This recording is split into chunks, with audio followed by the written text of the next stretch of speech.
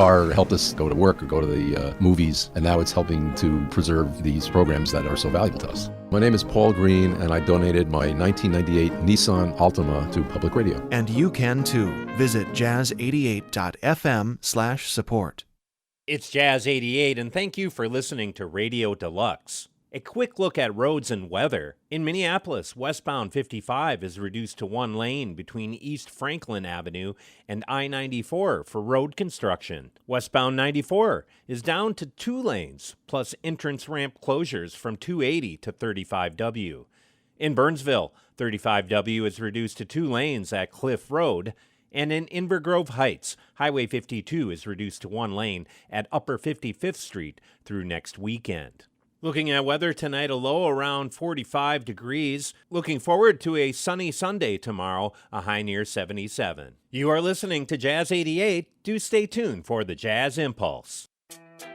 88.5 KBEM FM Minneapolis St. Paul and Jazz88.fm, a listener-supported service of Minneapolis Public Schools. And good evening. Thanks for tuning in to the Jazz Impulse tonight. I'm your host, Danny Sigelman. I bring you the Jazz Impulse every Saturday, 7 to 10 here on Jazz 88, the soundtrack to your Saturday night.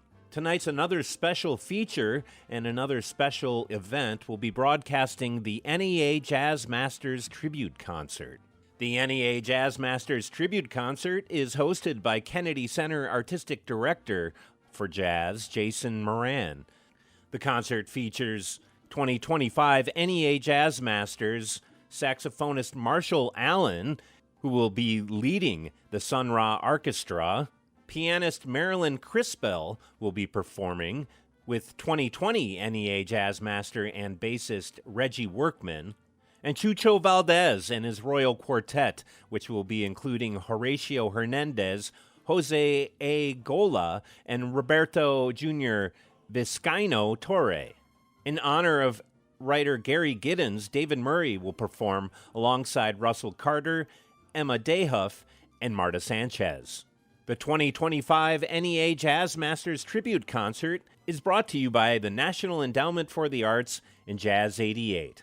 Become a contributing listener of Jazz 88 by going to our website, jazz88.fm. Click on Donate Now.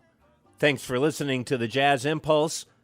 And now kicking off the 2025 NEA Jazz Masters Tribute Concert, Kennedy Center Artistic Director for Jazz and pianist Jason Moran.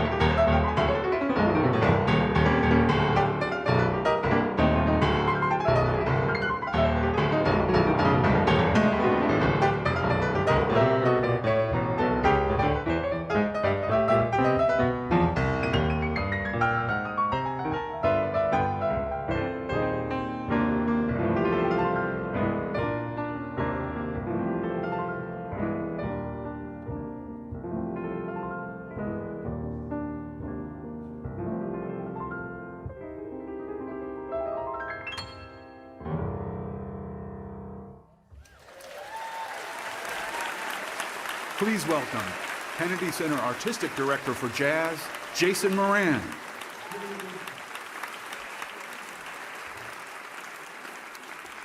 Good evening and welcome to the National Endowment for the Arts annual celebration of the NEA Jazz Masters Fellowship. Since 1982, these fellowships have been awarded to musicians who achieve the highest standards of excellence by making music that changes people's lives. And the fellowship, it comes with some bread too. $25,000 that you gotta pay taxes on too. This is a particularly auspicious evening as tonight, among our honorees is a direct musical descendant of one of the original class of NEA Jazz Masters, Sun Ra, who joined trumpeters Roy Eldridge and Dizzy Gillespie in the very first cohort of NEA Jazz Masters in '82. So there's this quiet truth we often don't say out loud about even the most gifted artists, that those who seem to give endlessly, and they can only bend so far. And when little is taken, and little is given, and more is taken, then what remains? I think the legacy remains.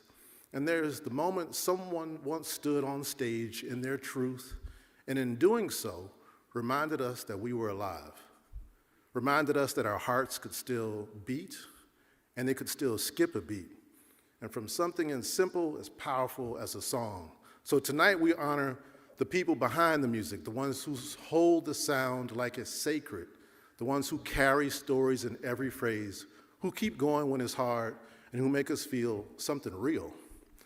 The concept within the term syncopation, I think, is our greatest metaphor.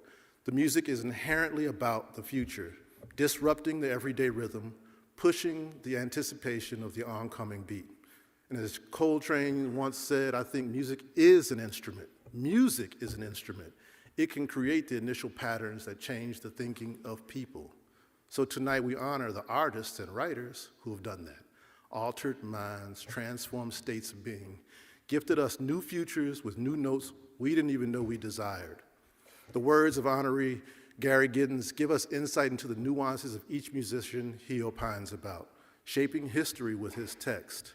Marilyn Crispell's piano chords electrify the bandstand, using harmonic structures to lift us up and settle your ass down. Marshall Allen's horns can play sounds that travel from Saturn to Earth. They swirl around the bandstand and inevitably they land within you. And Chucho Valdez, exemplifying the way culture gets mapped onto the piano, unlocking histories measure by measure. So when I talk about my people and my love for these people, I know I'm preaching to the choir. So let's hear it, choir, for the NEA Jazz Masters and their families.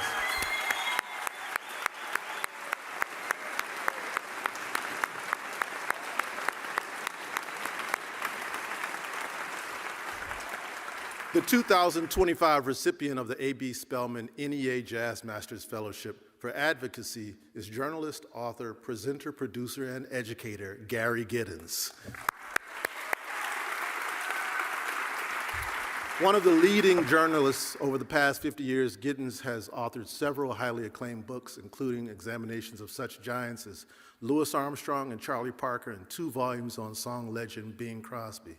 Giddens' periodical contributions to the New York Times, to New Yorker, to Esquire, and numerous other publications are essential. So after graduating from Grinnell College in Iowa, Giddens began contributing to the Downbeat magazine, then under the editorship of the NEA Jazz Master Dan Morgenstern. And in '73, he joined what would become one of the most prominent writing platforms, the weekly Village Voice, where he introduced his acclaimed column, Weatherbird. That column was a necessity for me when I arrived in New York, reading it first and then reading the jazz club listings right after that. That column's 30-year run garnered initial recognition for Giddens, including 6 ASCAP Deems-Taylor Awards for Excellence in Music Criticism. His book, Visions of Jazz, was honored with the 1988 National Book Critics Circle Award, which is remarkably the only time a jazz volume has ever won a major American literary prize.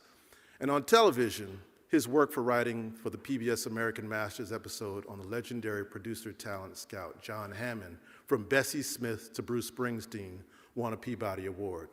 As an educator, Giddens distinguished his career by teaching at Columbia University, University of Pennsylvania, Rutgers University, and the Graduate Center at CUNY. From 2011 to 16, Giddens served as the executive director of CUNY's Levy Center for Biography at the Graduate Center. It was there that he helped me unpack Thelonious Monk's 1959 concert at Town Hall for a project I was researching. For me, Gary lays it all out, all the details, and we are thankful for him. Please enjoy this video about Gary Giddens. You know, the thing that keeps you fresh is the music. Is the art that you're writing about. You never know what you're going to find. As long as you're excited by the art itself, you'll find representatives of it that you want to celebrate.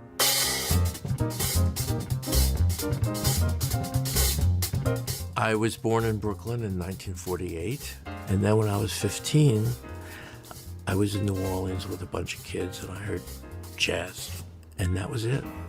And then it took over my life. I mean, it got me through high school. I would borrow IDs and go to the Vanguard, pretend to be 18. Always ordered like soft drinks so not to create any trouble. I had so much luck. When I went to Grinnell in Iowa, I guess I didn't really expect to hear jazz when I was there, but the concerts chairman had brought in the Modern Jazz Quartet, for example. And so I became the concerts chairman for the next year. So I'd write some music pieces for the school paper. But when I got out, I finally worked up my nerve and went up to the downbeat office where Dan Morgenstern presided. And I did a piece on Mingus. He liked it a lot. In a sense, he was my first mentor, and he asked me to do regular pieces.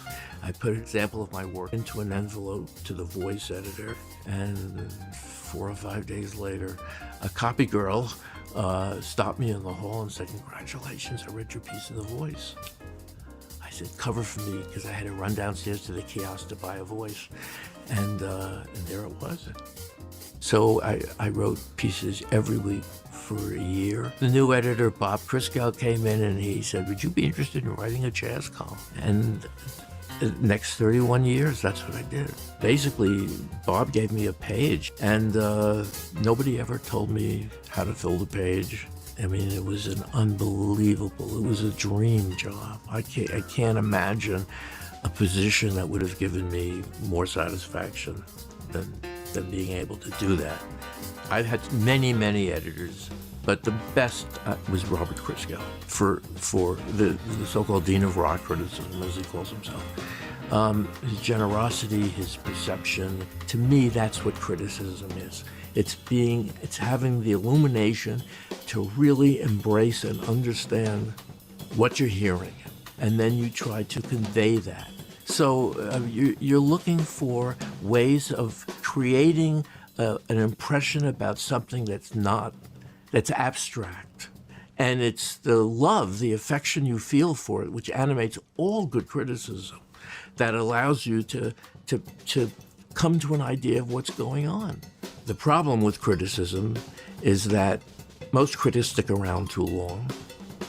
I felt that I was sticking around too long. I left the Village Voice at the end of 2003.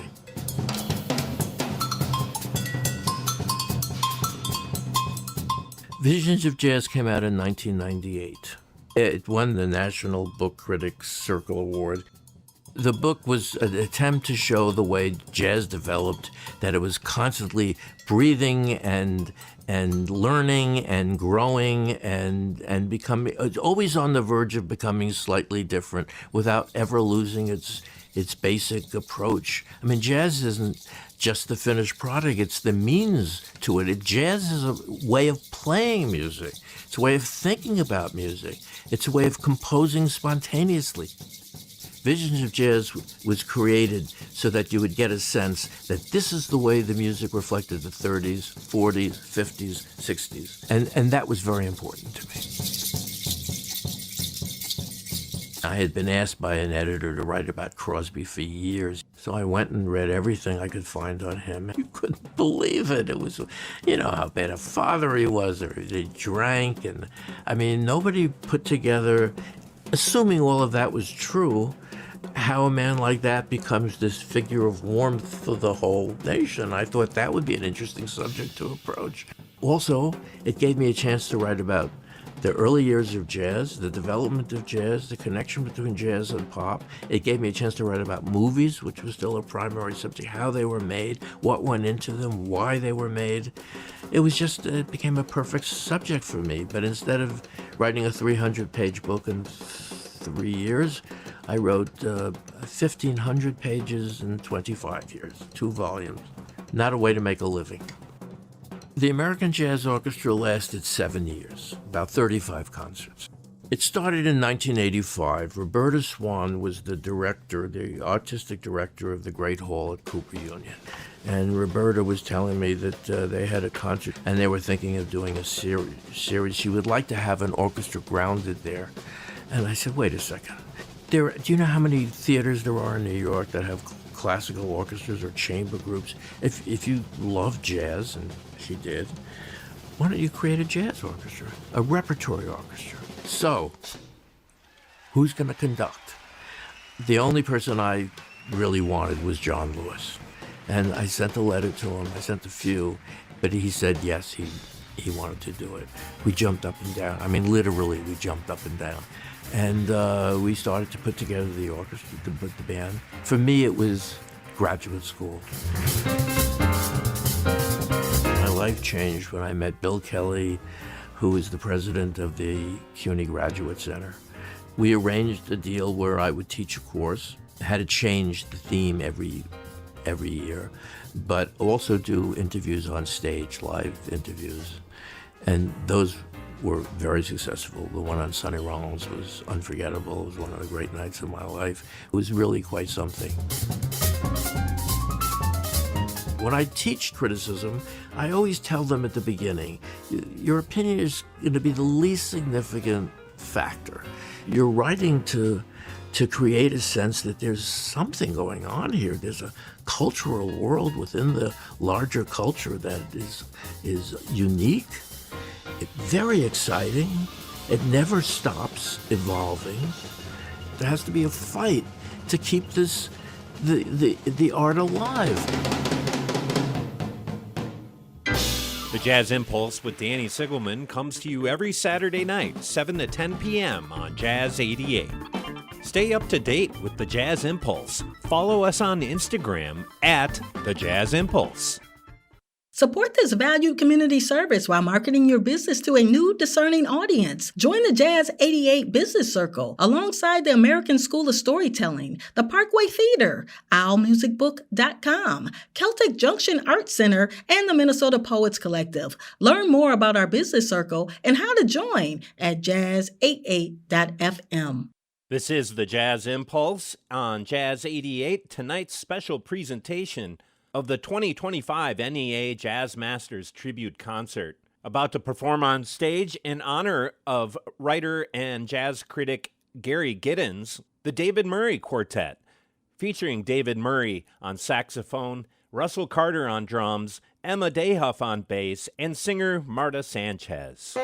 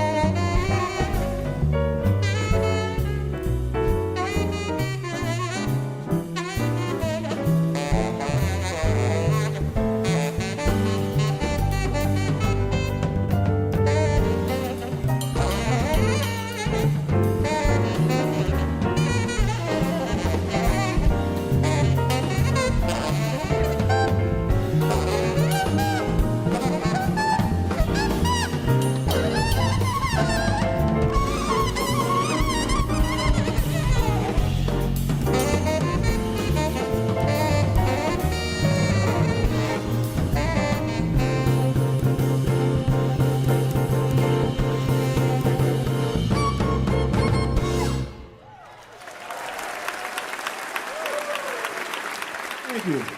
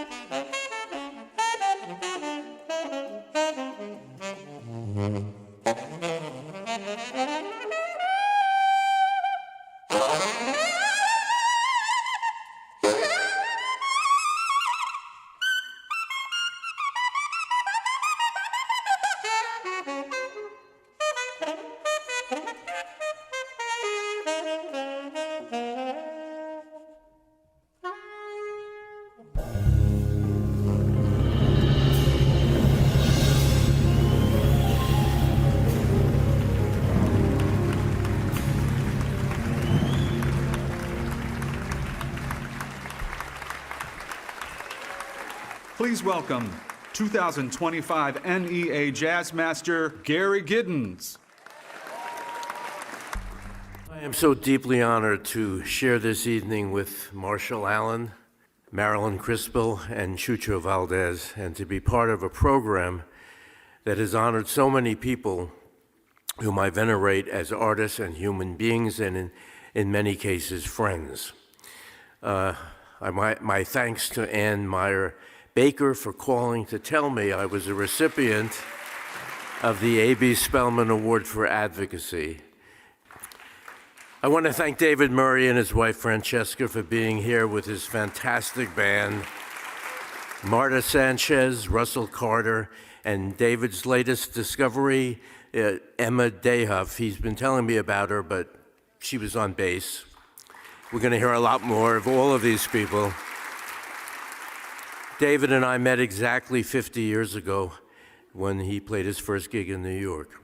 Jazz is a music of enlightenment and awakenings, of genius, ambition, love, hope, courage, and perhaps most of all, freedom, all of which we might sum up in two words: Duke Ellington.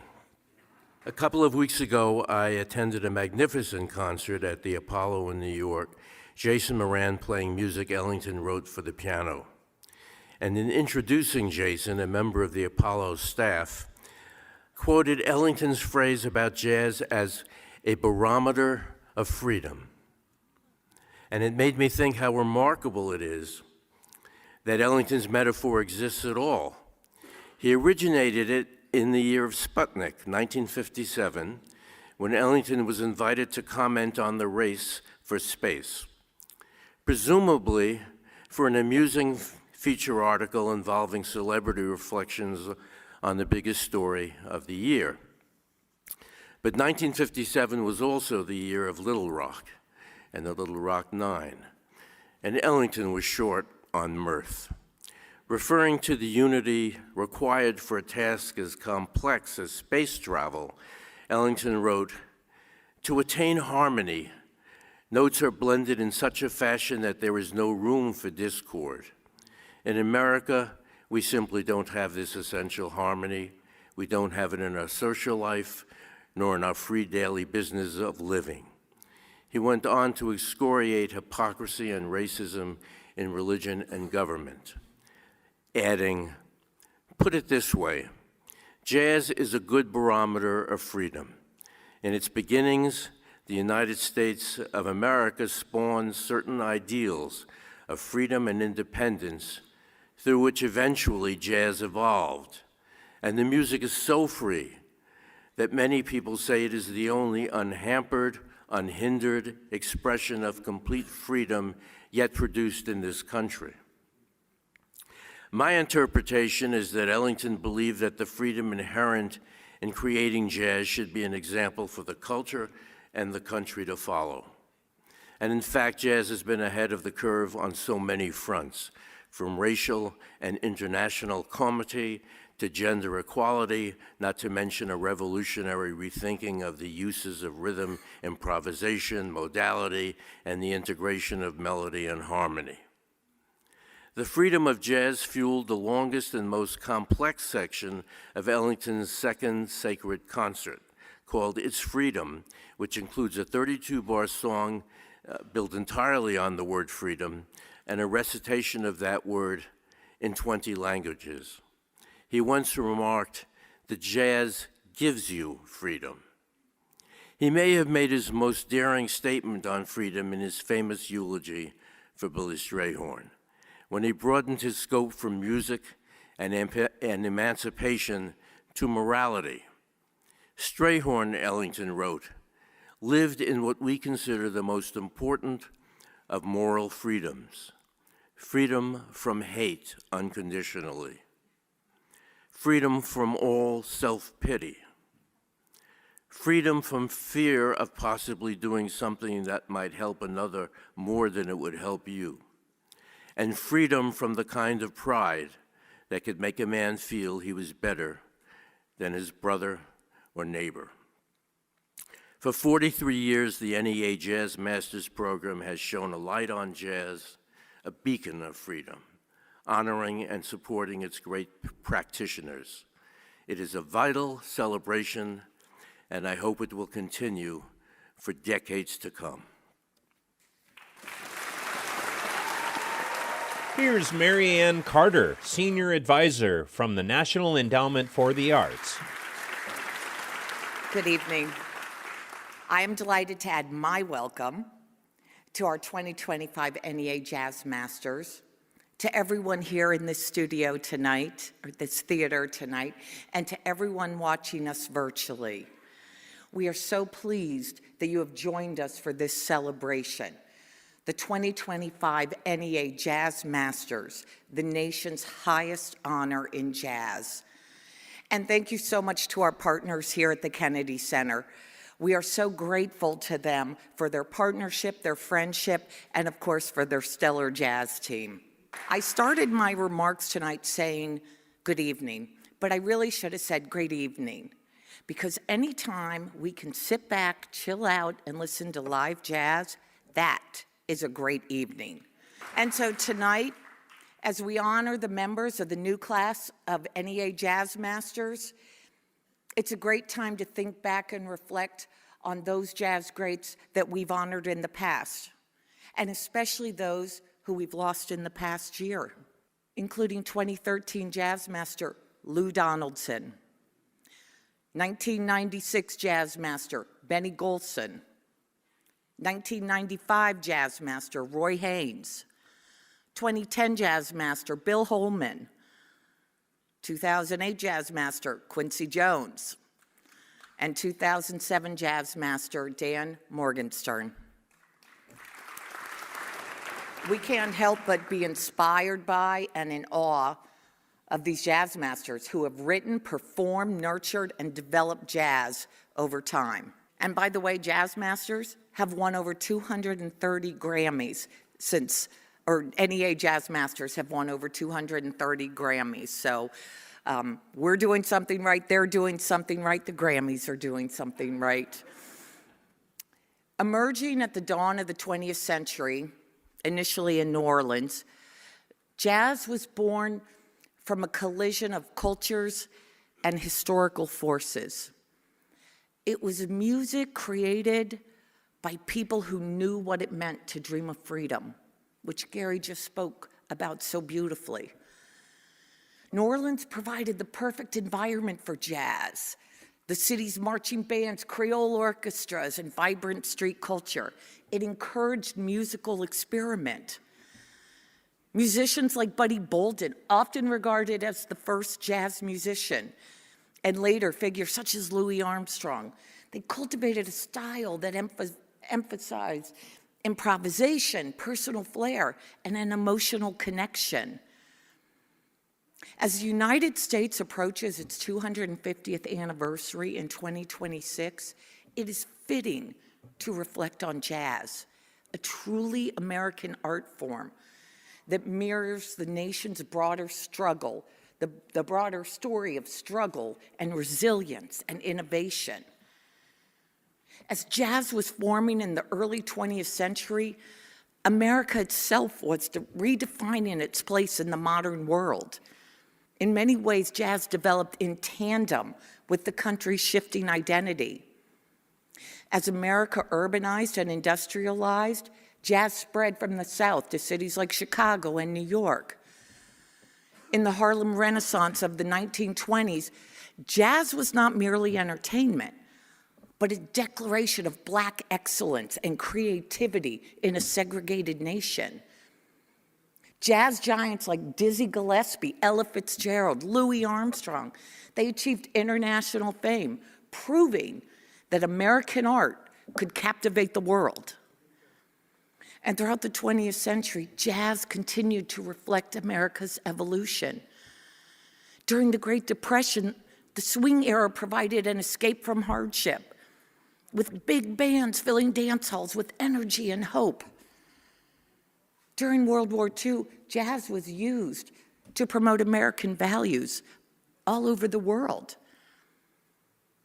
Now jazz remains a living metaphor for the nation's ideals.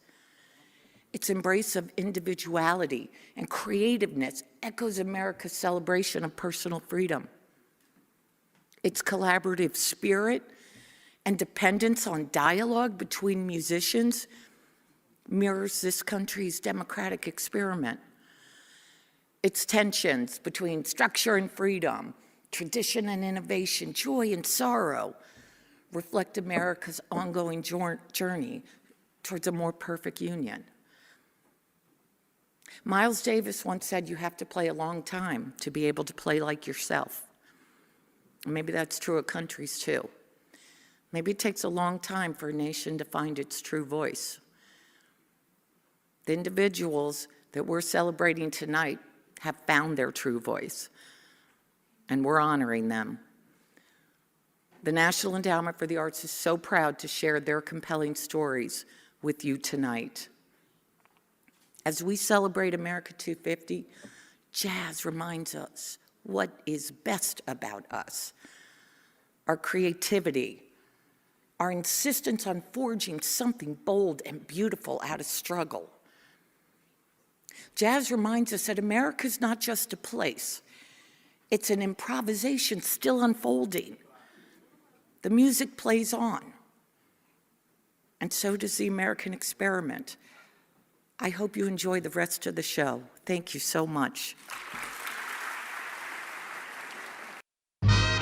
We'd like you to join us here Sunday nights at 8 for a great hour of music with Sinatra and Friends. You make me feel so young. From sweet ballads to swinging brass, it's an hour with Frank and his group of friends that made music called the Heartbeat of America 50-some years ago. Yes, I've got you under my skin. Hope to see you here Sunday at 8. The Jazz Impulse fills your Saturday night up. Right on Jazz88. And you're listening to the Jazz Impulse here at Jazz88. Tonight we're broadcasting a special presentation of the 2025 NEA Jazz Masters Tribute Concert. Bassist Christian McBride and saxophonist Emmanuel Wilkins are introducing 2025 NEA Jazz Master and saxophonist Marshall Allen, who will be performing with the Sun Ra Orchestra. Hey everyone, it's an absolute honor to stand here tonight to speak about the legendary Marshall Allen. He's a living bridge between past and future. When I was 10 years old, thanks to the Lovett Hines, the great Lovett Hines, who's a great teacher of me and Christians, I had the opportunity to work with the Sun Ra Orchestra. I sat right next to Marshall Allen on alto saxophone every gig, and at that age, I barely understood the magnitude of the moment, but I was deeply impacted by his approach and just the way he dealt with the music, dealt with the horn. From his sound to the extension techniques he used, he left an indelible mark on my playing. From his right hand was often like gestural, like he was strumming the saxophone like a guitar. He would wrap a red rope around his horn, and I would also do the same myself. He was one of my first heroes in the music, and it was right on time. The way he was able to paint the music on a broader canvas than I'd ever heard before. It was spirited, it was filled with truth and profound curiosity. My parents would take me up to the Sun Ra House in Germantown in Philadelphia, up the stairs to his room. He would tell stories of being in World War II for the 92nd Infantry Division, known as the Buffalo Soldiers, and in between playing cosmic angular phrases on his Evie or synthesizer. I think about his work in that time. He was fighting for a nation that still didn't recognize his full humanity.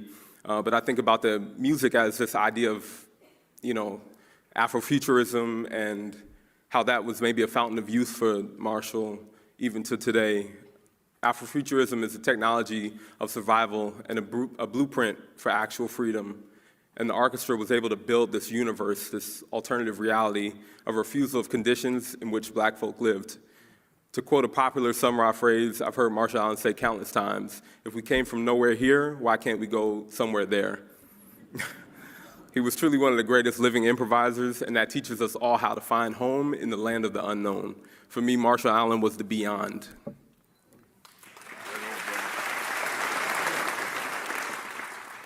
Thank you very much. I also like to take a moment to honor Mr. Allen. His playing and leadership have profoundly inspired me since I first started exploring jazz at the age of 11.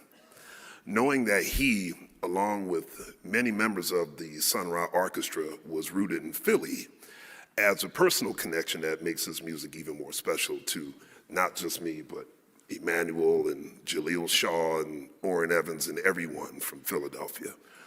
My great uncle, Howard Cooper, had the privilege of playing bass with the orchestra a few times under Mr. Allen's direction. That family legacy made it an emotional experience for me when I had the chance to perform alongside Mr. Allen, my Uncle Howard, and my dad, bassist Lee Smith. That's right, 3 basses and Iwi. It's on YouTube, look it up. That was at the 2013 Vision Festival in New York. It was truly a full circle moment for me.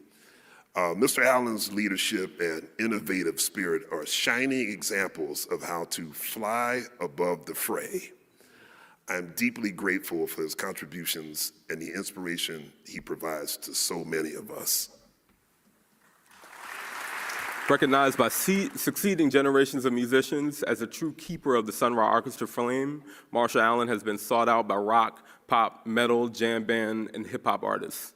His discography spans nearly 200 credited performances and recordings under his name. Incredibly, as Marshall Allen approaches his 101st birthday,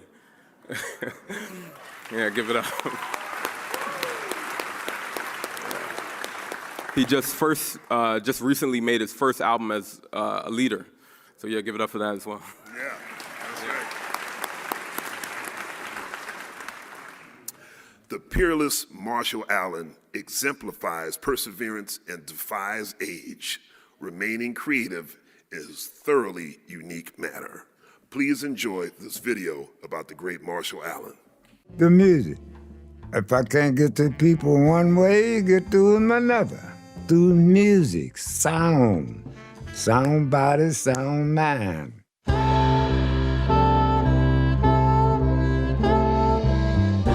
Oh, I was born in Louisville, Kentucky, 1924. In 1942, I was 18, so I joined the Army. So they were asking for musicians. So I told them, yeah, I'm a musician, I play clarinet, And that's where I joined the band. Our band played the V-Day parade in Reims, France, for Eisenhower and Montgomery and all them people. I came from Europe, and then I went to Chicago. But in 1957, I heard a demo by Sun Ra. I said, well, that band sound good. It was something different. It was really beautiful. And it was different than I heard, so I wanted to be part of it. We had a private rehearsal with me. I didn't have no music, I'm looking for the million. I said, play whatever you feel, you feel this. I joined Sun Ra's band in 1958. They rehearsed every night, 7 days a week. We went to Canada to play. We was coming back to Chicago, so let's stop in New York. We stopped in New York and the taxi cab hit our vehicle. So now we stranded in New York out in the street. We no place to live. So we had to say, well, now we here. What are we gonna do? We got to find a place to live. And we would play down in the village. coffee shops and stuff in order to make a living. I met Marshall in New York. The band was playing in New York at a place called Slugs. I was, as a young man, about 18 years old, saw these musicians, and I thought they were like the baddest musicians I had ever seen. Yeah, they dressed differently, they looked differently, they acted differently, they played differently. Yeah, and they were talking about they were from outer space. So it was like the most amazing thing that I have ever seen. That's when I first saw Marshall. Well, New York's another kind of city, and then we went through another kind of lifestyle. We didn't have too many jobs, but we rehearsed every day. So in order to make some money, I had to play with other people sometimes. And then around 69 or so, we had to move. So my father was living in Philadelphia, and he had 3 or 4 houses he had bought. He suggested, well, come on down here. I got a house for you, and bring your family, and the band too. So I come down to the 3-story house on Martin Street where we live now. I joined the Sun Ra Orchestra in 1975 on my first trip to Philadelphia to 5626 Morton Street, otherwise known as the Sun Ra home. Sun Ra was writing music like he'd write a letter. And we couldn't hardly keep up, so we had to constant rehearsing something. So you had to really want to do, because it was too much for some people that didn't have the discipline, I think that Sun Ra must have known of Marshall's ability to be able to lead at a very young age, because I remember when I joined the band, Sun Ra was very hard on Marshall, so that Marshall could be the great man that he is today. Before Sun Ra left the planet, throughout 1992, he was pretty ill. He had stopped playing and leading the band, and John Gilmore had taken over the leadership of the band, and John Gilmore was very, very sick. He turned things over to Marshall. So there was nobody left with the band but me and a drummer. So we said, worked so hard in so many years to build the thing. So I made up my mind, okay, I'm gonna keep going with it. And I had to build the band again. It was like almost like a breath of fresh air, because his way of leading was very different. It was camaraderie. It's totally his way of bringing people together. I think the significant thing is that he is 100 and doing it. I think that is probably a Guinness Book of Records achievement. I would say this about Marshall Allen: as a composer, as a multi-instrumentalist, as a band leader, I think that Marshall Allen is absolutely exceptional, and he's in his own class. There's no one like him. So it takes dedication and sincerity. All of that comes out. All of what you put in comes out. You get musicians who are not wasting their time, but are trying to build a better world through music, through sound. Until, of course, you're doing it for the people, and you're trying to lift them up with you.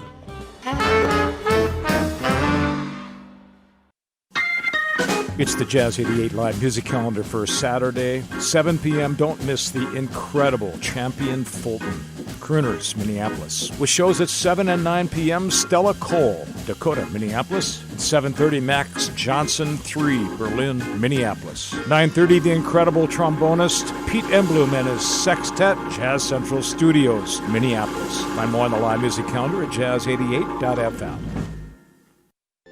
The Lake Hammond Legacy Project and Jazz88 present the Jazz Image Minnesota Edition. Music and historical canon interviews with important Minnesota-based musicians of the past and present. Each weekday this month at 6:25 a.m. and 3:25 p.m. here on Jazz88. Thanks for tuning in to the Jazz Impulse and tonight's special presentation of the 2025 NEA Jazz Masters Tribute Concert. Stay tuned for a performance next hour from 2025 NEA Jazz Master saxophonist Marshall Allen, who will be performing with the Sun Ra Orchestra. A quick look at roads and weather. In Minneapolis, westbound 55 is reduced to one lane between East Franklin Avenue and I-94 for road construction. Westbound 94 is down to 2 lanes, plus entrance ramp closures from 280 to 35W.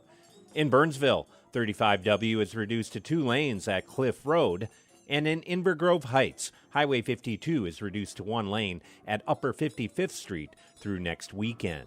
Looking at weather tonight, a low around 45 degrees. Looking forward to a sunny Sunday tomorrow, a high near 77. You are listening to Jazz 88. Do stay tuned for the Jazz Impulse.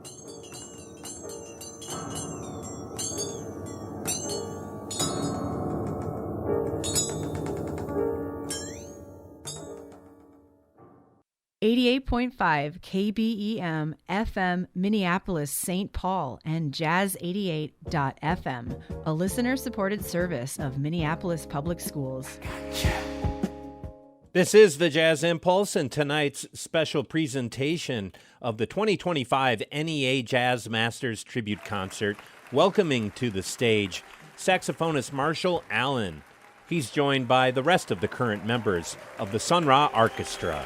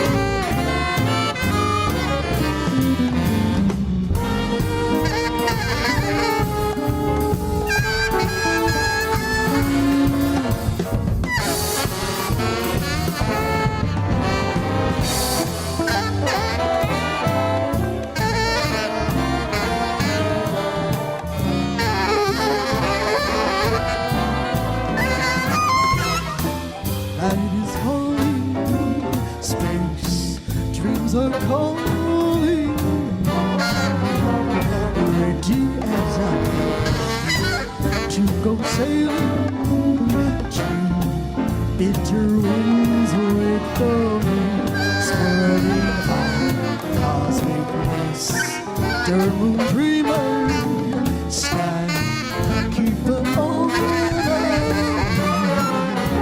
swirling on a cosmic to go sailing. Jupiter winds wait for me, swirling on cosmic breeze.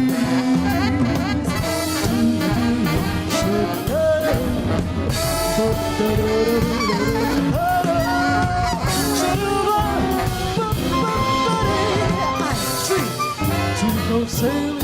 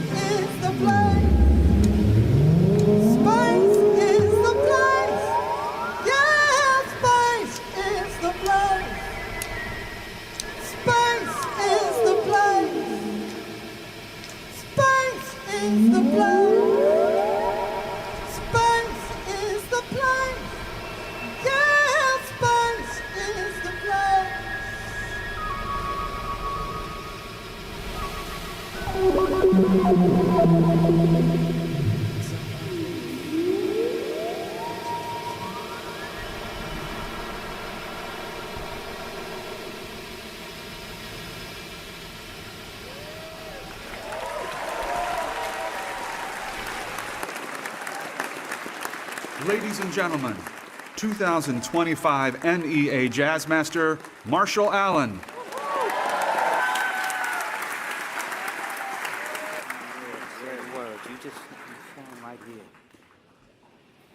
If we came from nowhere here, why can't we go somewhere there?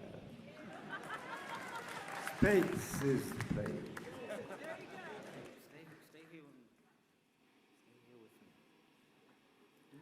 Good evening, everyone. On behalf of Marshall Allen and family, we would like to thank you. I am deeply honored and overwhelmed to receive the National Endowment for the Arts Award. To stand here today, recognized on this level along with my colleagues, is beyond anything I could have imagined when I first began my journey in music. Music has always been more than just sound to me. It's been a way to heal, to tell stories, to connect across time and culture, and to simply make sense of the world. This award just isn't about my name on a plaque. It represents the communities that shaped me, the mentors who guided me, the artists who ever saw something in me, sometimes even before I saw it in myself.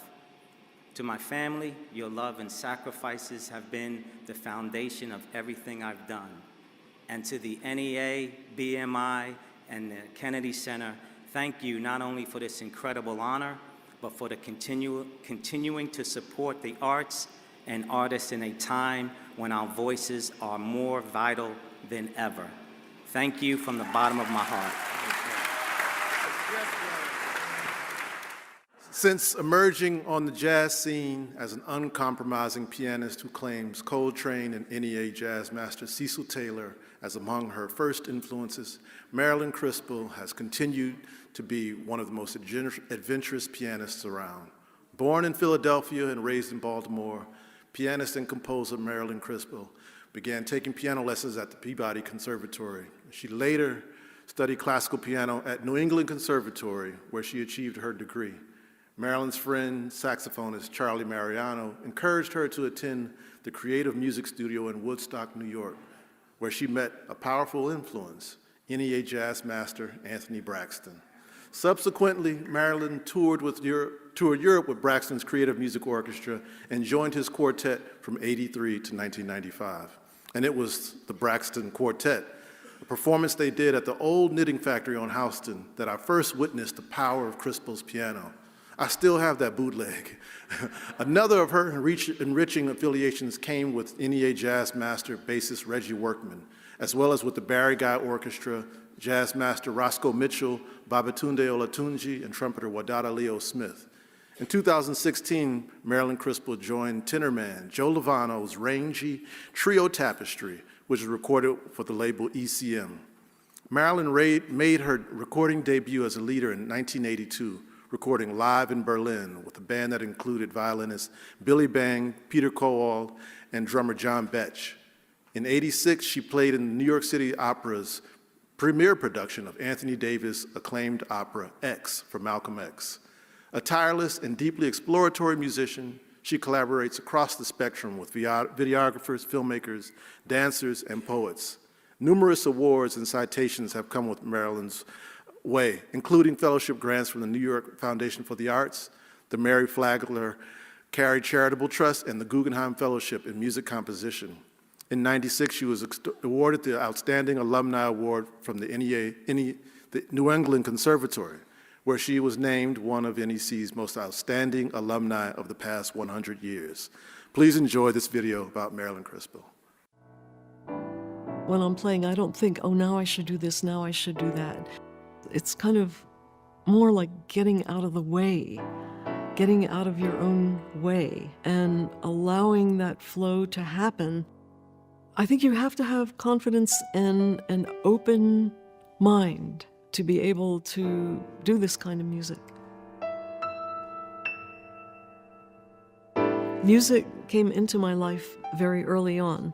I started going to Peabody Prep Department when I was 14, and not only studied piano there, but studied theory and harmony with a woman named Grace Cushman, who had a summer camp for young composers. She had us improvise on everything that we learned, and actually I credit that with my being able to do what I do today. It gave me an incredible language and vocabulary I could draw from.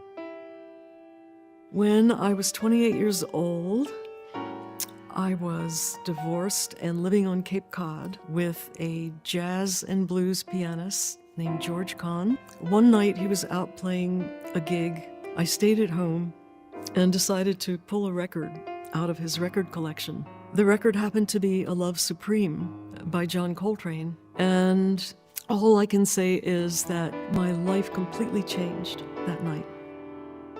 And I thought, okay, whatever this is what my path is. I have to go wherever this is leading.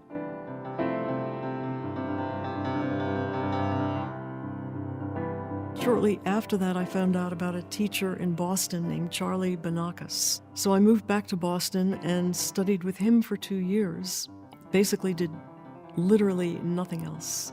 The very first time I improvised in that way, the feeling was like jumping off a cliff. It was absolutely terrifying.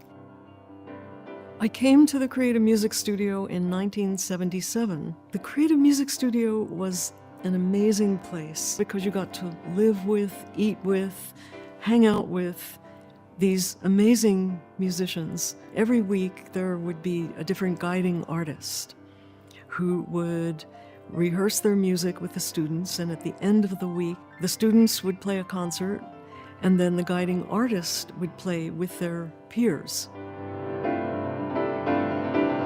That's actually how I came to play with Anthony Braxton.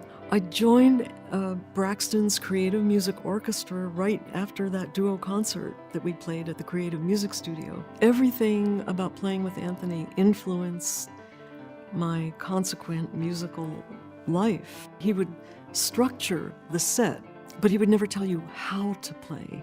The thing about Braxton's music is he did not want it to sound perfect. I feel like I find a real place in other people's groups and interpreting their music. I consider Anthony to be one of my two main mentors. He and Reggie Workman is the other big mentor, who I also played with for about 10 years in different ensembles of his. Both of them gave me a chance, and I will forever be grateful to them for that. In 1992, I was invited to Stockholm to a festival called Solo 92. And for the first time, I heard Scandinavian musicians playing these beautiful ballads. Somehow, hearing that music in 1992 opened a door for me. In 2000, I made the recording Amaryllis for ECM with Gary Peacock and Paul Motion. And that also opened a door for me because up till that point, I had always thought free jazz, free music, energy, this, that. But actually, I realized, oh, free is free. To play something that simple and not feel the need to embellish it in any way, to just be there with it, was a very special thing that I never found anyone else able to do in that way. Teaching has been a very incredible experience for me. It's about recognizing where people are coming from and respecting that and starting from that place. What means really a great deal to me is the generation of younger musicians who seem to be aware of my music and who have invited me to be part of their projects. Playing with Tyshawn Sori was incredible. I found when I played with him that I play very different kinds of things than I played with anybody else. And then the duet with Angelica Sanchez, playing her music, that was so interesting and challenging and different from what I would write. So I like that, constantly being challenged and having new horizons open up. I need that. It's like the music takes you where you need to go. Stay tuned to the Jazz Impulse tonight on Jazz 88 and our special presentation of the 2025 NEA Jazz Masters Tribute Concert. Coming up, a performance from 2025 NEA Jazz Master pianist Marilyn Crispell. The Jazz Impulse, serving the Twin Cities 7 to 10 p.m. every Saturday night on Jazz 88. I love Jazz 88 and I want to see it continue to grow and flourish. My name is Andrew, I live in St. Paul, and I donated my 2004 Toyota Prius. Instead of go through the hassle of trying to find someone to buy it, I would just donate it to Jazz 88. Donate your vehicle today. Jazz88.fm/support. Experimental Jazz Series hosts 3 great improvisers May 8th at Zion Community Commons in St. Paul. It's time for Twin Cities This Week.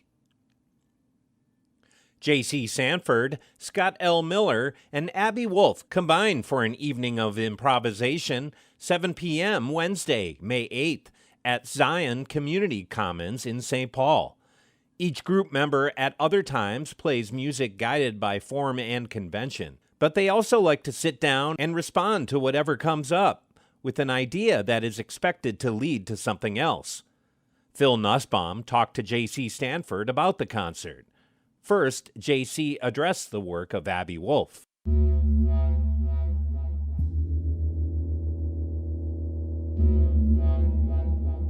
Well, that's the thing about Abby. I've only done a few things with her, but they've been more in this sort of vein that are really improvisational. You know, she's a really incredible songwriter and orchestrator of her music. But luckily, I was part of this project that Zeitgeist featured a few years ago. It featured the music of George Lewis, and we played at the Walker, and they assembled all these different improvisers. And so I got to kind of associate with Abby and some others, and I was like, well, I want to do more things with her. And so we've been able to kind of play together since then, again, in a very similar sort of situation where we just sit down and kind of see what happens. She's got this great control of her electronic effects, in addition to just being an incredibly unique vocalist, but also just as an improviser.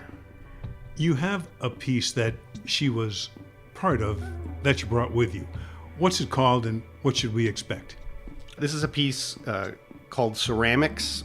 And the way she's using her voice, it really seems like floating.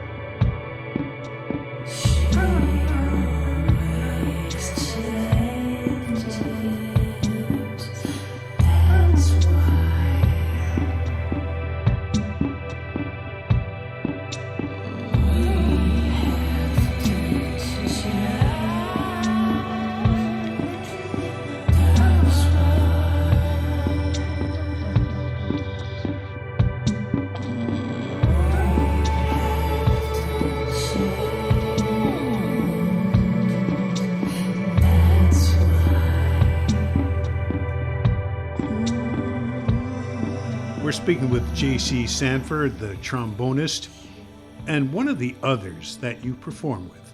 And you would sit down with this person without having planned anything, is Scott L. Miller. How would you describe what Scott brings to the table? Yeah, Scott is an incredible composer. He kind of comes through the sort of classical side of things, but a big part of his musical voice is writing through electronics, and a big part of that is improvising using these many tools that he has. He also writes music through graphic scores, which are a really great vehicle for improvisations. His sort of intersection with different kinds of jazz musicians, but his thing is definitely coming from the classical side, definitely modern classical side of things. We have an example of Scott L. Miller's work, a piece called Bending Reed. How would you typify this?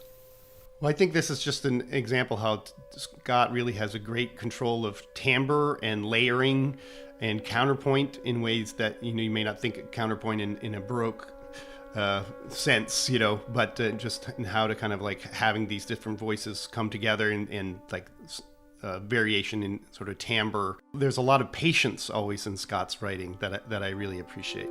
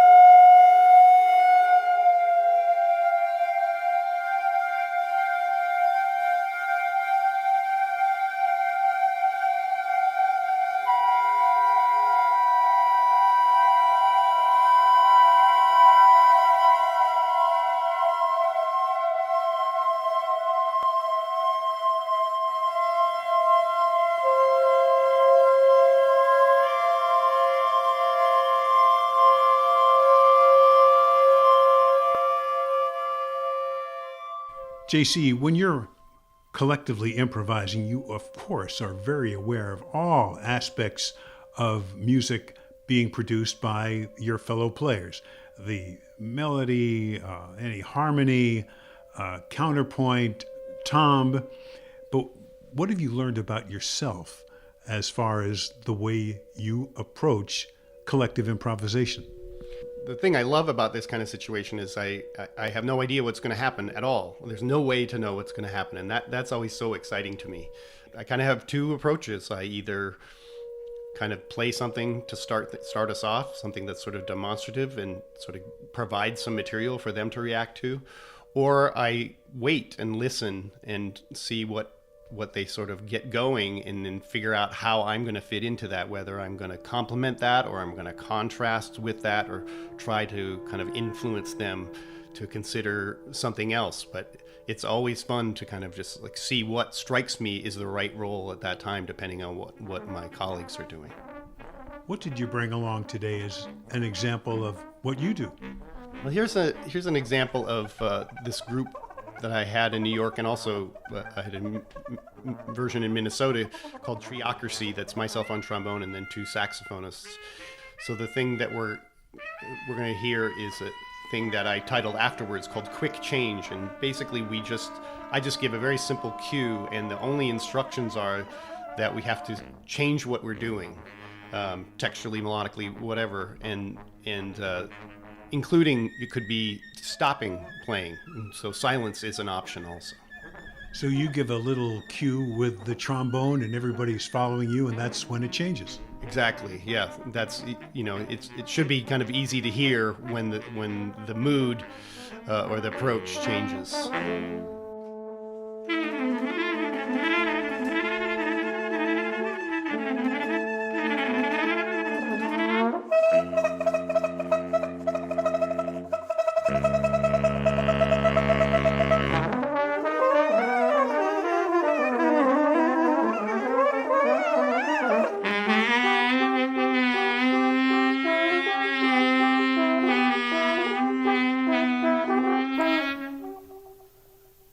J.C. Sanford, Abby Wolf, and Scott L. Miller in a night of improvisation, Wednesday, May 8th at 7 p.m. at Zion Community Commons in St. Paul.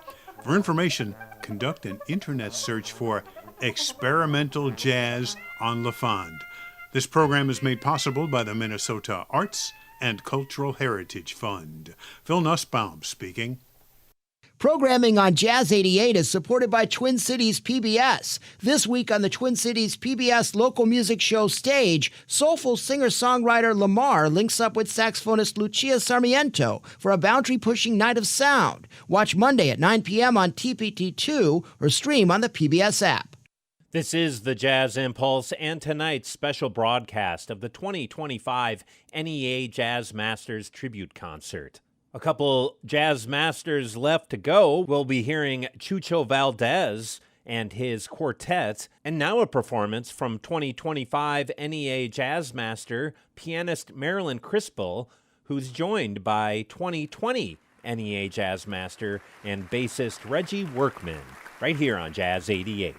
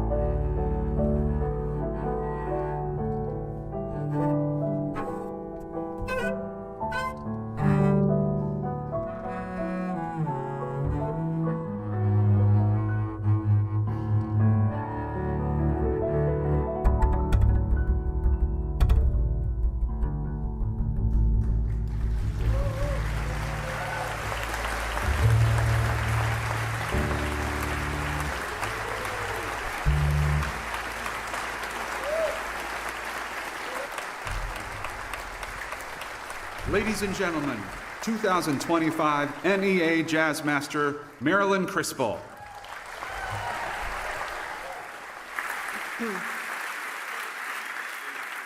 Yes.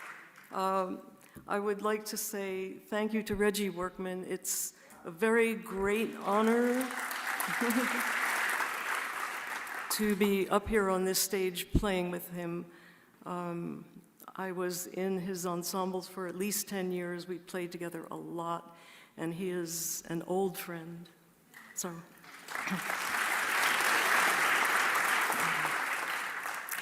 So 50 years ago, I was sitting alone in the room of an apartment I shared with a friend on Cape Cod.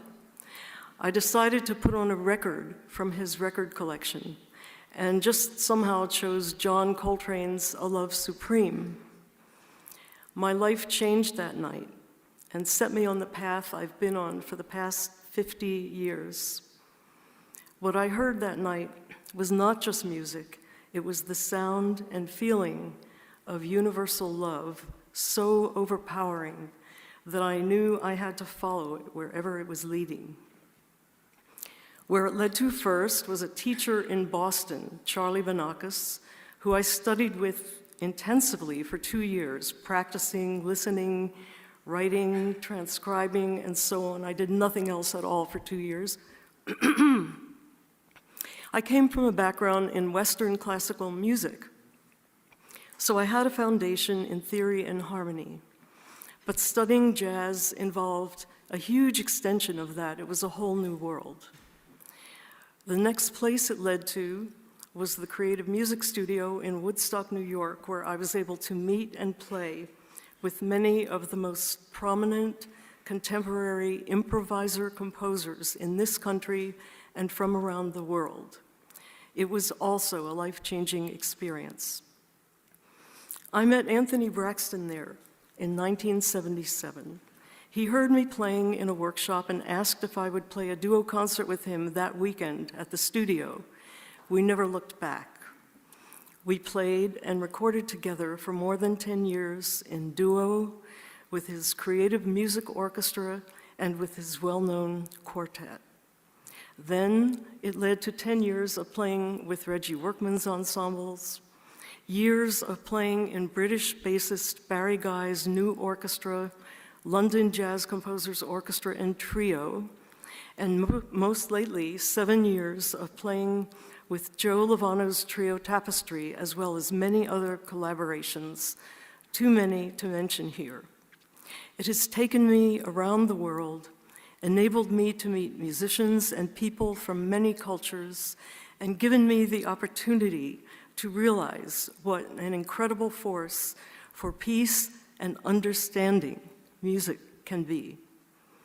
The African American form of jazz and blues and all the music that has grown out of that is one of the most powerful exports to the world of American culture and is loved all over the world.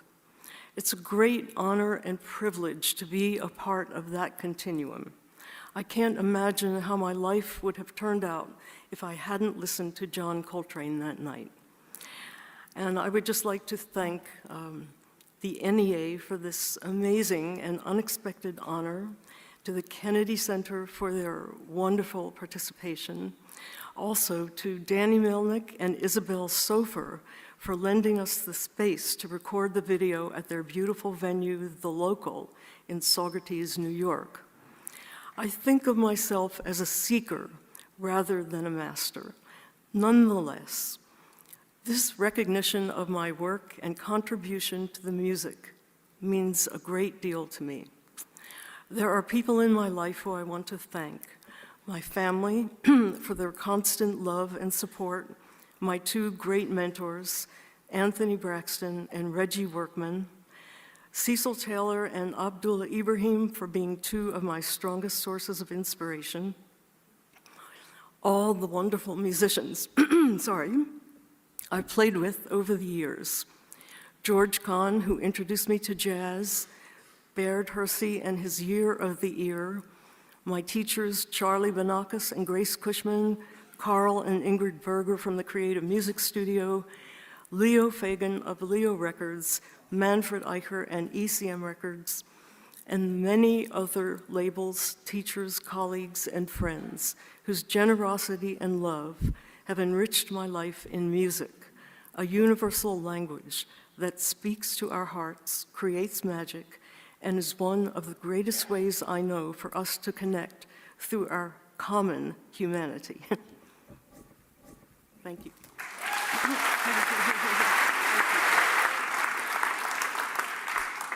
Sometimes when you hear a pianist, you're reminded of where the bank, the vault that has all the things that you've stolen from it. And listening to Marilyn, I'm reminded of that. Okay, Jesus Chucho Valdez. Truly one of the heartbeats of Afro-Caribbean and Latin jazz. Chucho was born into a family of musicians in Havana, Cuba. His father, Ramon Bebo Valdez, can I pause for a second and talk about the way this man plays piano? Prepped his son on the wings of the wealth of the experience at the piano and as a leader of some of Havana's most prominent bands. By age 5, young Chucho became enamored of his father's piano prowess and began receiving private piano and theory lessons. By age 14, young Chucho had matriculated through the Municipal Conservatory of Music in Havana. Chucho's professional debut came from his father, but it didn't take long before Chucho was also plotting his own course in the recording studio. One of his cohorts on that first recording date was a reed man and now fellow NEA jazz master, Paquito de Rivera. By 1967, Chucho had joined the Orquesta Cubana de Música Moderna as a founding member alongside his compadre, Paquito. By 1970, the band had become the first Cuban jazz group to perform abroad after playing Poland's Jazz Jamboree International Jazz Festival. In '73, Chucho established an explosive new unit known as Irakere that featured Paquito de Rivera along with such notable players as Carlos Averhoff on saxophones and trumpeter Arturo Sandoval. That ensemble caught fire with overseas audiences, including one of the world's leading exponents of Afro-Caribbean rhythms, an original 1982 NEA Jazz Masterclass member, Dizzy Gillespie. Dizzy extolled Iraquere's prowess to noted jazz producer and then record executive Bruce Lundvall, then president of CBS. Lundvall quickly signed the band, which led to their self-titled debut, Irakere, as well as triumphant appearances on great stages such as Carnegie Hall. And in the ensuing years, Chucho has led his own bands, made a ton of recordings, including essential records for Blue Note. Currently, Chucho leads his own ensembles, has been awarded 7 Grammys and 6 Latin Grammys to date. Please enjoy this video about Chucho Valdez.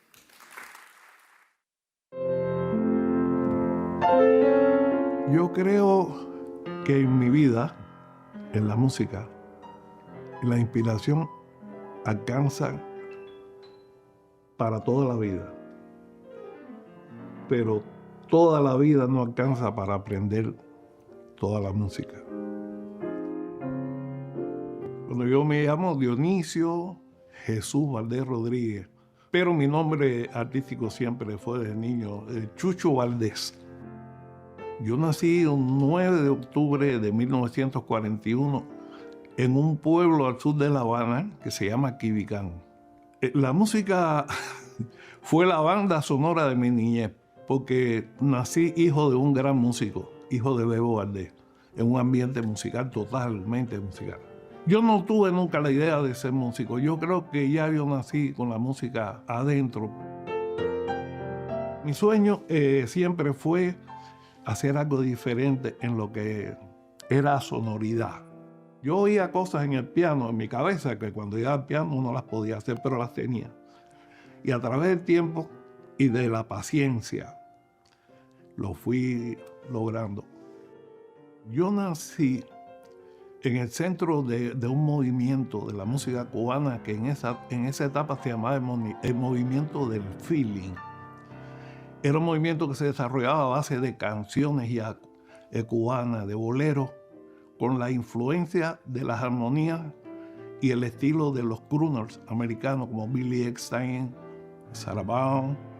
También nací con el jazz, con Art Tatum, con Duke Ellington, con Bob Powell, porque papá era un gran pianista de jazz también. iban a la casa y yo así los miraba, escuchaba las conversaciones. Yo creo que fue un privilegio, o es un privilegio, haber sido hijo de Bebo porque nací dentro de la música, la evolución cubana. Pero siempre mi intención fue ser un jazzista cubano. O sea, usar las raíces, la rítmica cubana dentro de jazz y a poder hacer otra música. En mi forma de trabajo, la rítmica africana siempre está. ¿Por qué? Porque es nuestra identidad, la raíz, ¿no? De la música cubana viene totalmente. A los 15 años, yo debuté en un jam session, en un club que se llamaba Habana 1900, que todos los domingos hacían jam session. Y ahí fue cuando empecé mi primeros trabajos con el jazz, con Jazz Trio. Después vino la Orquesta Cubana de Música Moderna. Esa música de jazz, música inclusive un poco de rock, estilo los Beatles, etc.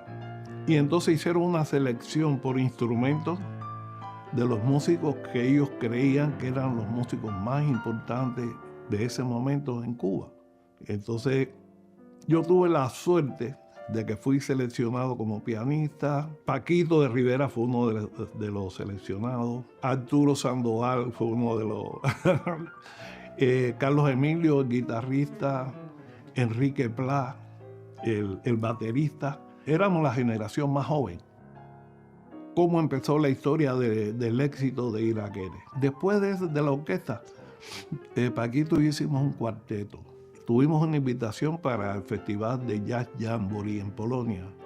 Y entonces, en ese festival del 70, estaba el cuarteto de Dave Brubeck.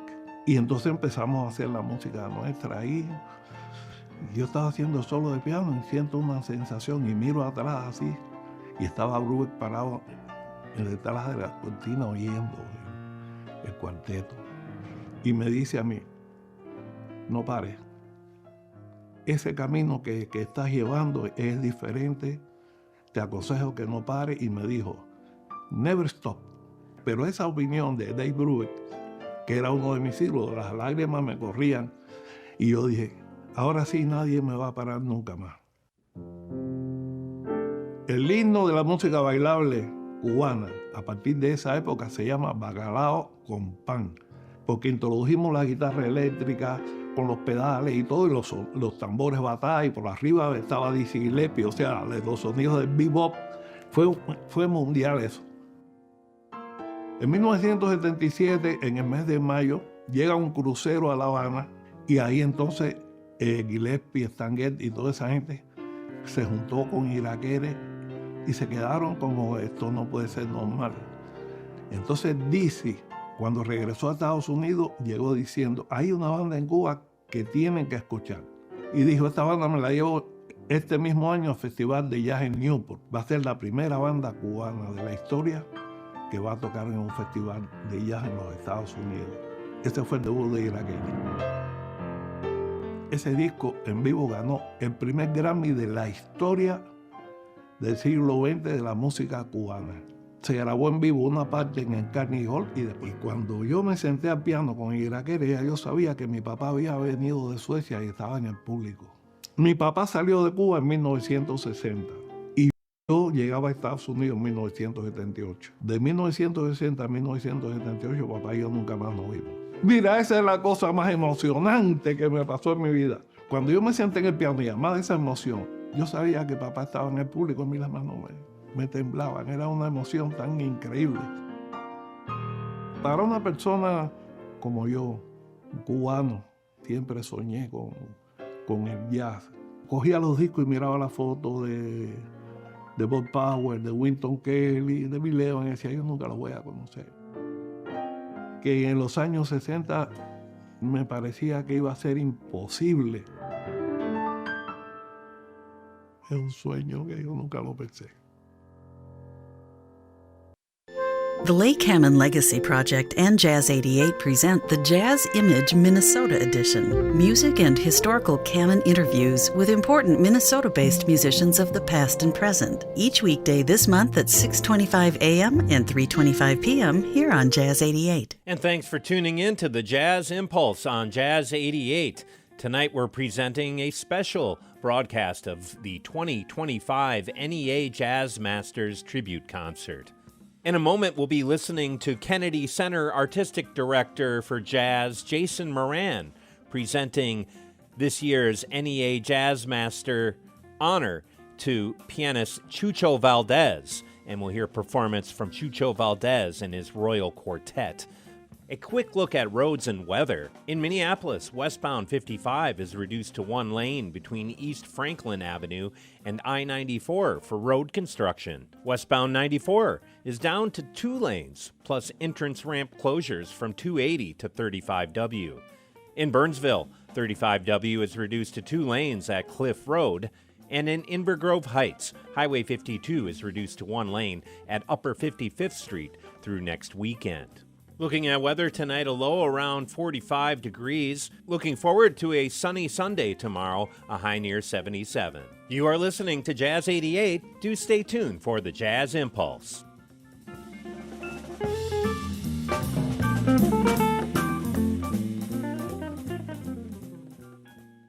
88.5 KBEM FM Minneapolis St. Paul and Jazz88.FM, a listener-supported service of Minneapolis Public Schools. Jesus Chucho Valdez. Truly one of the heartbeats of Afro-Caribbean and Latin jazz. Chucho was born into a family of musicians in Havana, Cuba. His father, Ramon Bebo Valdez, can I pause for a second and talk about the way this man plays piano? Prepped his son on the wings of the wealth of the experience at the piano and as a leader of some of Havana's most prominent bands. By age 5, young Chucho became enamored of his father's piano prowess and began receiving private piano and theory lessons. By age 14, young Chucho had matriculated through the Municipal Conservatory of Music in Havana. Chucho's professional debut came from his father, but it didn't take long before Chucho was also plotting his own course in the recording studio. One of his cohorts on that first recording date was a Reed man and now fellow NEA jazz master, Paquito de Rivera. By 1967, Chucho had joined the Orquesta Cubana de Música Moderna as a founding member alongside his compadre, Paquito. By 1970, the band had become the first Cuban jazz group to perform abroad after playing Poland's Jazz Jamboree International Jazz Festival. In '73, Chucho established an explosive new unit known as Irakere that featured Paquito de Rivera along with such notable players as Carlos Averhoff on saxophones and trumpeter Arturo Sandoval.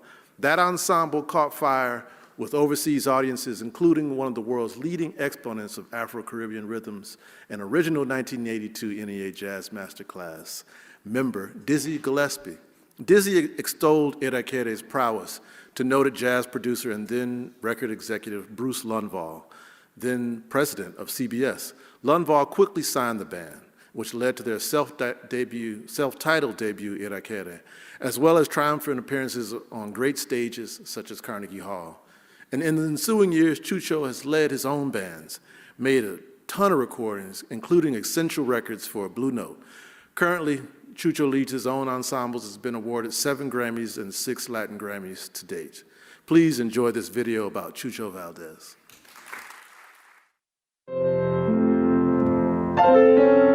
Yo creo que en mi vida, en la música, la inspiración alcanza para toda la vida, pero toda la vida no alcanza para aprender toda la música. Bueno, yo me llamo Dionisio Jesús Valdés Rodríguez, pero mi nombre artístico siempre fue desde niño Chucho Valdés. Yo nací un 9 de octubre de 1941 en un pueblo al sur de La Habana que se llama Quibicán.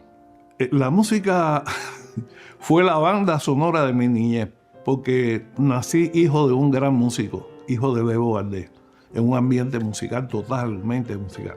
Yo no tuve nunca la idea de ser músico. Yo creo que ya yo nací con la música adentro. Mi sueño siempre fue hacer algo diferente en lo que era sonoridad. Yo oía cosas en el piano, en mi cabeza, que cuando iba al piano no las podía hacer, pero las tenía. Y a través del tiempo y de la paciencia, lo fui logrando. Yo nací en el centro de un movimiento de la música cubana que en esa etapa se llamaba el movimiento del feeling.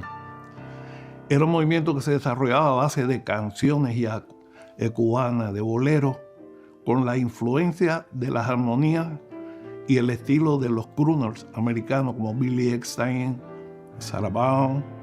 También nací con el jazz, con Art Tatum, con Duke Ellington, con Bob Powell, porque papá era un gran pianista de jazz también.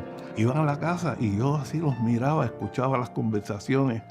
Yo creo que fue un privilegio, o es un privilegio haber sido hijo de Bebo, porque nací dentro de la música, la evolución cubana. Pero siempre mi intención fue ser un jazzista cubano. O sea, usar las raíces, la rítmica cubana dentro de jazz y a poder hacer otra música.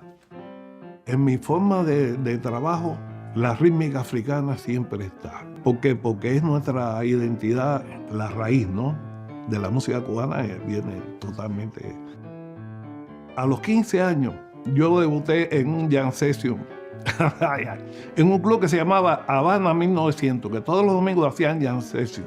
Y ahí fue cuando empecé mi primeros trabajos con el jazz, con Jazz Trio. Después vino la Orquesta Cubana de Música Moderna. Esa música de jazz, música inclusive un poco de rock, estilo los Beatles, etc. Y entonces hicieron una selección por instrumentos de los músicos que ellos creían que eran los músicos más importantes de ese momento en Cuba. Entonces yo tuve la suerte de que fui seleccionado como pianista. Paquito de Rivera fue uno de los seleccionados. Arturo Sandoval fue uno de los... Carlos Emilio, el guitarrista. Enrique Pla, el baterista. Éramos la generación más joven. ¿Cómo empezó la historia del éxito de Iraquere? Después de la orquesta, Paquito y yo hicimos un cuarteto. Tuvimos una invitación para el Festival de Jazz Jamboree en Polonia. Y entonces, en ese festival del 70, estaba el cuarteto de Dave Brubeck. Y entonces empezamos a hacer la música nuestra ahí. Yo estaba haciendo solo de piano y siento una sensación y miro atrás así. Y estaba Brubeck parado detrás de la cortina oyendo el cuarteto. Y me dice a mí, no pares. Ese camino que estás llevando es diferente, te aconsejo que no pares. Y me dijo, never stop. Pero esa opinión de Dave Brubeck, que era uno de mis ídolos, las lágrimas me corrían. Y yo dije, ahora sí nadie me va a parar nunca más. El himno de la música bailable cubana, a partir de esa época, se llama Bacalao con Pan, porque introdujimos la guitarra eléctrica con los pedales y todo, y los tambores batá, y por arriba estaba Dizzy Gillespie, o sea, los sonidos del bebop. Fue mundial eso. En 1977, en el mes de mayo, llega un crucero a La Habana, y ahí entonces Gillespie, Stan Getz y toda esa gente se juntó con Iraquere y se quedaron como, esto no puede ser normal. Entonces Dizzy, cuando regresó a Estados Unidos, llegó diciendo, hay una banda en Cuba que tienen que escuchar. Y dijo, esta banda me la llevo este mismo año al Festival de Jazz en Newport. Va a ser la primera banda cubana de la historia que va a tocar en un festival de jazz en los Estados Unidos. Ese fue el debut de Iraquere. Ese disco en vivo ganó el primer Grammy de la historia del siglo XX de la música cubana. Se grabó en vivo una parte en el Carnegie Hall y cuando yo me senté al piano con Iraquere, ya yo sabía que mi papá había venido de Suecia y estaba en el público. Mi papá salió de Cuba en 1960 y yo llegaba a Estados Unidos en 1978. De 1960 a 1978, papá y yo nunca más nos vimos. Mira, esa es la cosa más emocionante que me pasó en mi vida. Cuando yo me senté en el piano y además de esa emoción, yo sabía que papá estaba en el público, a mí las manos me temblaban. Era una emoción tan increíble. Para una persona como yo, un cubano, siempre soñé con el jazz. Cogía los discos y miraba las fotos de Bob Powell, de Wynton Kelly, de Bill Evans, y decía, yo nunca los voy a conocer. que en los años 60 me parecía que iba a ser imposible. Es un sueño que yo nunca lo pensé.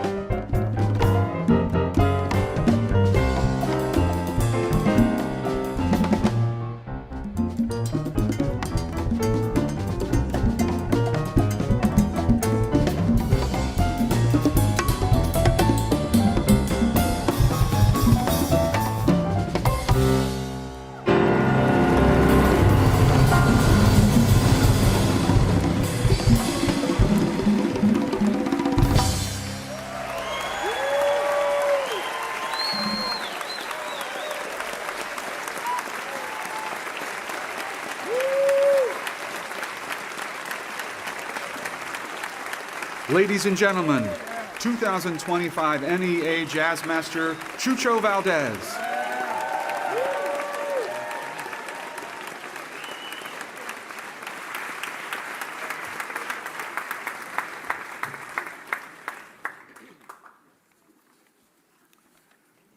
Buenas noches. Buenas noches para cada uno. Bueno, mi amor por la música nació desde mi niñez en la casa. Tuve el privilegio de tener un padre que era un gran músico, un gran compositor, un gran director y un gran jazzista, Bebo Valdés. Yo nací en este mundo, viendo en vivo esa música en mi casa. My love for music was born at home in my childhood. I had the privilege of having a father who was a great musician, composer, conductor, and jazz musician, Bebo Valdez. I was born into that world, experiencing that music live in my home. Ella para mí fue una inspiración siempre. Yo me siento muy orgulloso de ahora tener el honor de recibir este reconocimiento. Es lo más grande que me ha sucedido en mi carrera y le doy las gracias al National Endowment for the Arts. Jazz has always been an inspiration to me. I feel very proud to now have the honor of receiving this recognition. It's the greatest thing that has happened to me in my career, and I thank the National Endowment for the Arts.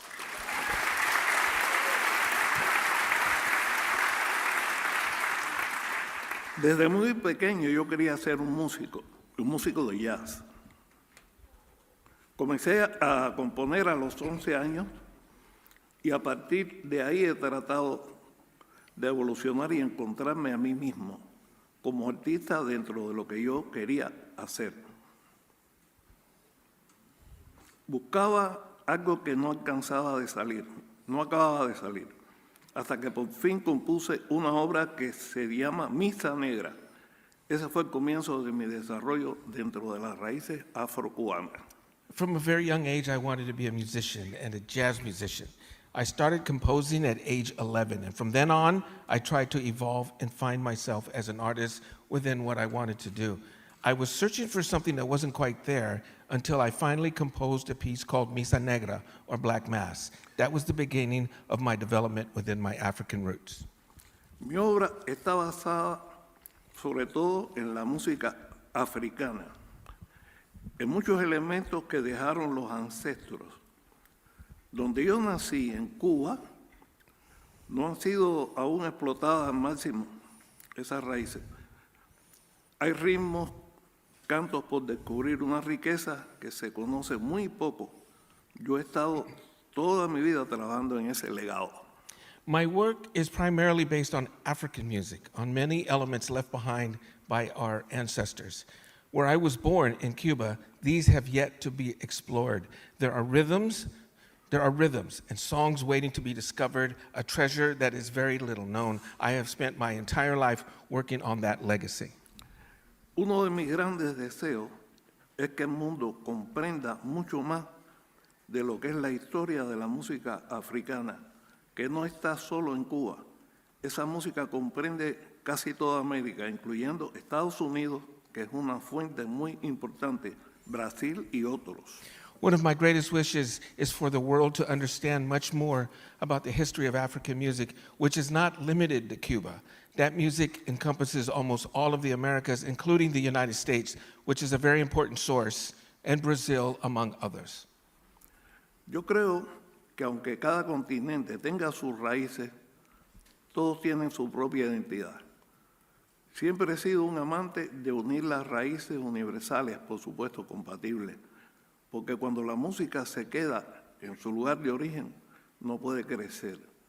Para que la música crezca, tiene que compartirse, compartir cada elemento de cada cultura para mejorarla. I believe that although each continent has its roots, they all have their own identity. I've always been a fan of uniting compatible universal roots because when music stays in its place of origin, it cannot grow. For music to grow, it has to be shared, taking and sharing every element of each culture to improve it. Por ejemplo, lo que ha pasado con el jazz y la música clásica, el jazz y la música afrocubana. Como el jazz se ha alimentado de estos elementos del folclore europeo con compases diferentes. For example, what has happened with jazz and classical music, jazz and Afro-Cuban music, how jazz has fed on these elements of European folklore with different time signatures. Las artes, en especial la música, es un lenguaje universal, capaz de transmitir todos los sentimientos que el ser humano encuentra dentro de sí. Puede expresarlo a través de ese mensaje musical y llega a cualquier lugar del mundo con un mensaje de paz, unidad y amor. The arts, especially music, are a universal language, capable of conveying all the feelings that human beings find within themselves. They can express themselves through this musical message and reach any corner of the world with a message of peace, unity, and love. Para todos los seres humanos, la música es un bálsamo que cura heridas, que crea ilusiones, que crea grandes recuerdos en todas las situaciones de la vida. For all human beings, music is a balm that heals wounds, that creates dreams, that creates great memories in all situations of life. Lo ideal es unir nuestras culturas, compartirlas, porque eso nos hace crecer. La música es un punto de unión tan fuerte que la misma humanidad crece. The ideal is to unite our cultures and share them because that makes us grow. Music is such a strong point of union that humanity itself grows. Muchas gracias por este tan profundo y tan importante honor para mi vida, para siempre. Thank you very much for this profound honor, one of the most profound of my life. Please welcome back to the stage your 2025 NEA Jazz Masters. Let's give them another round of applause. Now that means you stand up and give them applause.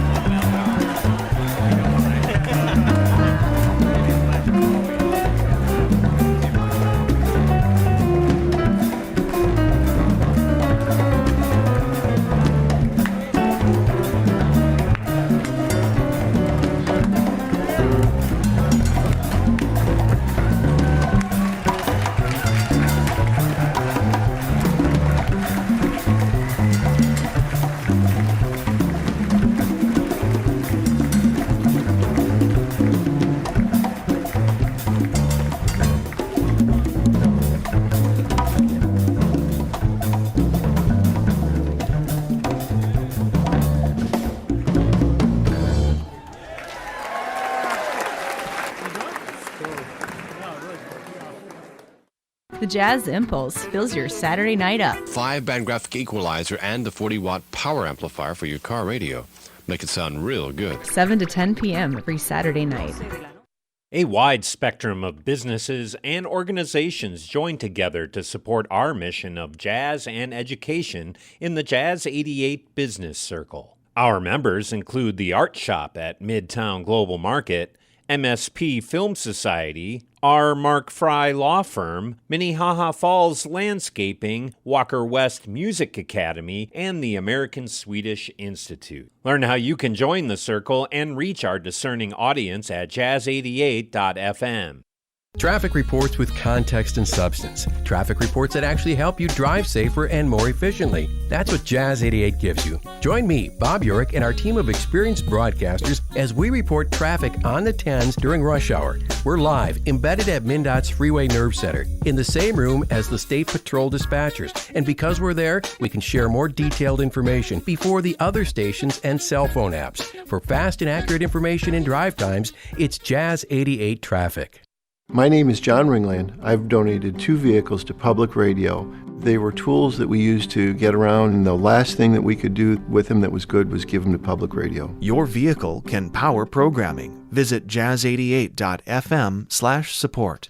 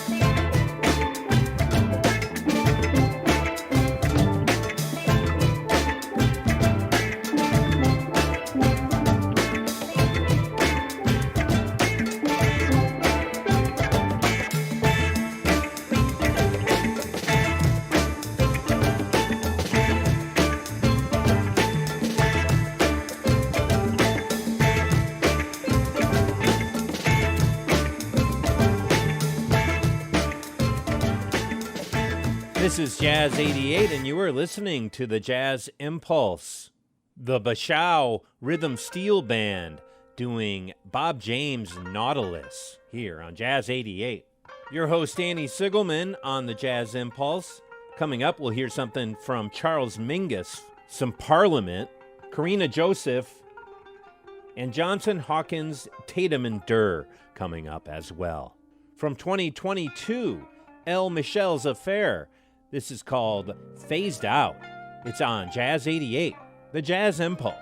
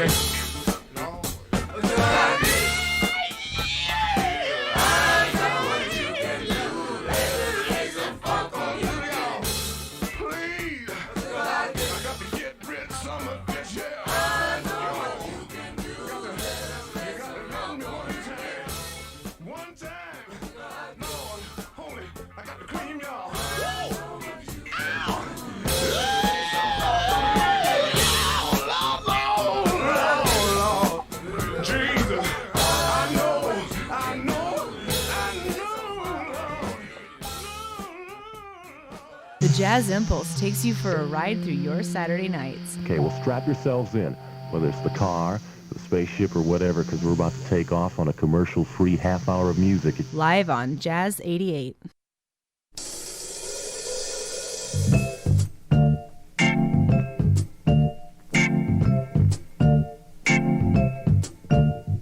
Never before have I felt so good. Joy came when you stole my heart.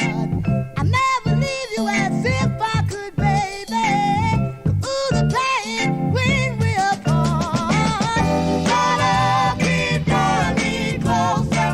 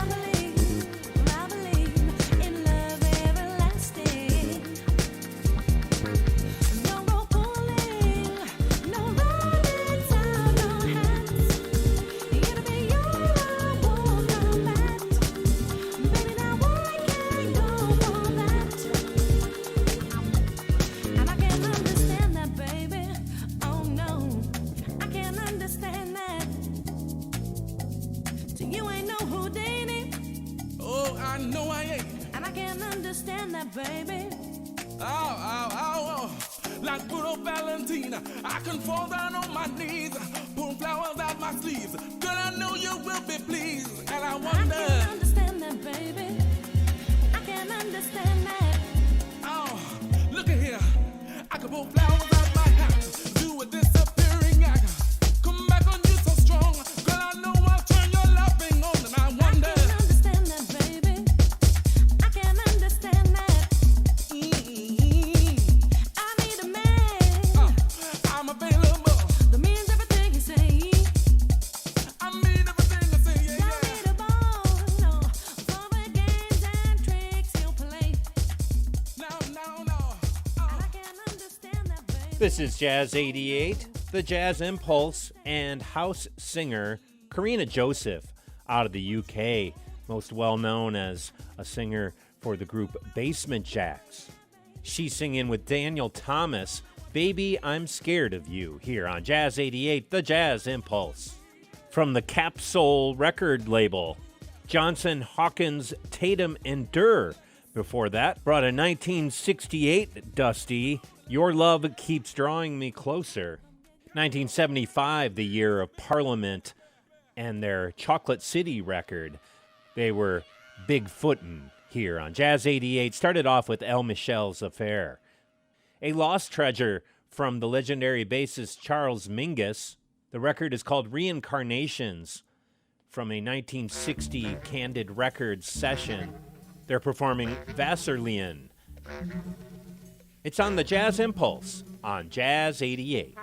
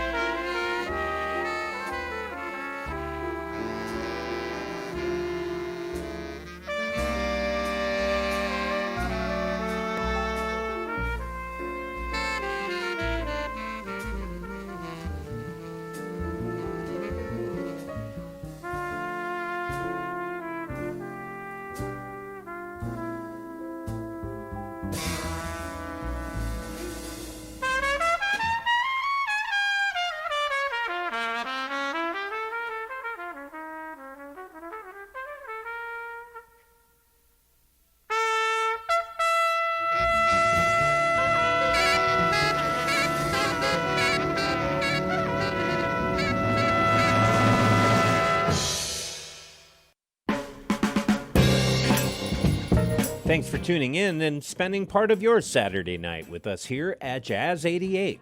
A quick look at roads and weather for the weekend. In Minneapolis, westbound 55 is reduced to one lane between East Franklin Avenue and I-94 for road construction, while westbound 94 is down to 2 lanes, plus entrance ramp closures from 280 to 35W. 35W in Burnsville is reduced to 2 lanes at Cliff Road, and in Inver Grove Heights, Highway 52 is reduced to 1 lane at Upper 55th Street through next weekend. A low of 45 degrees for the overnight tonight, looking at a sunny Sunday fun day with a high near